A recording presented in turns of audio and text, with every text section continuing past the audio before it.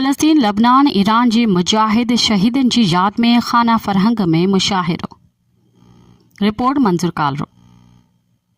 खाना फरहंग जमहूरी इस्लामी ईरान हैदराबाद जे एहतमाम हेठ शहीद इब्राहिम रईसी, इस्माइल हानिया ऐं शहीद राय हक हसन नसरुल्लाह जिन जे ख़ासि तौर शहदाए फ़लस्तीन ऐं लबनान, ईरान समेत तूफ़ान अक़सा खे साल थियण जी यादि में मुशाहिदे जो पुरवकार ऐं शानदार एहतमाम कयो वियो। मेज़बान जनाब रज़ा पाठसा, डायरेक्टर खाना फरहंग, सभिनी शरीक मेहमान ख़ासि करे शाइरनि जो शुक्रिया अदा कयो।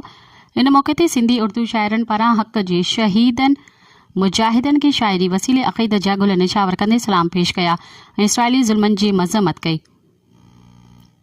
हुननि शाइरनि में प्रोफेसर हसन नचवी, नदीम जाफ़री, ज़फ़र अब्बास ज़फ़र, इमाम अली अफ़सर मेहंदी, हसन सैदी, प्रोफेसर मूसा काज़िम ऐं अंग्रेज़ी ॿोलीअ में शाइरी वसीले भेटा पेश कंदड़ शाइर निसार अहमद चन्ना शामिल आहिनि। आख़िर में जनाब रज़ा पाठसा तरफ़ां सभिनी महिमाननि खे जहाज़ हादसे में शहादत माणींदड़ सदर ईरान शहीद इब्राहिम रईसी जी ज़िंदगी ते लिखियल किताब बेलोस ख़िदमत गुज़ार मुफ़्त पेश कया विया। दुआए ख़ैरबाद ख़ातिर तवाज़ा करण खां पोइ ही यादगार रूहानी तक़रीब बर्ख़ास्त थी।